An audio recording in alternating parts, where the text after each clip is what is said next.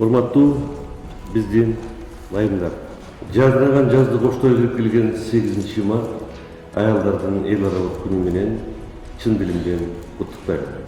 Табият тартуулаган түгөн күз мээрим менен көөнөр күз арулуктун ээси болгон аялзат үй бүлөнүн түмөн түйшүгүн эле эмес, жер жүзүндөгү бепилдикти, тынчтыктыкты бекем кармап турат.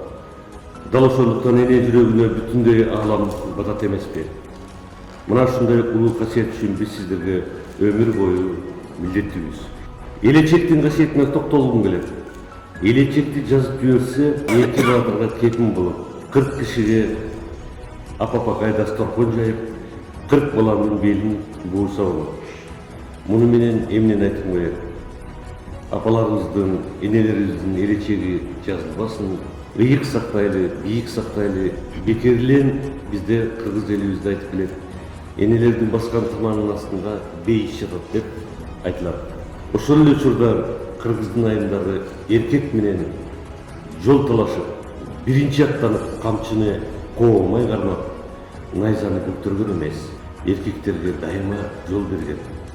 Бул кыргыздын айымдарына тиешелүү улуу сапаттардын бири болгон деп эсептейм.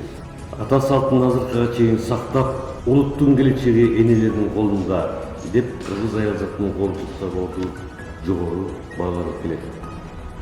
Жаркыраган жаз майранын мамлекетибиздин өнүгүшүнө зор салым кошуп жаткан биздин кесиптин ээлери дагы сыймыктарын толуп жатат.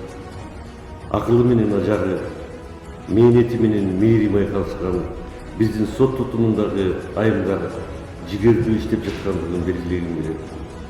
Алардын сот системасында орду маанилүү, анткени ак тилден жасаган ар бир иши кийинки өсүп келе жаткан жаш муундар үчүн үлгү болору анык. Ар дайым жүзүңүздөрдөн жылмайып кетпесин, жаркын маанай жакшылыктарды каалайм. Баарыңыздарга чың ден соолук, узун өмүр тилейм. Майрамыңыздар кут болсун, көңүлүңүздөр дайыма ачык болсун.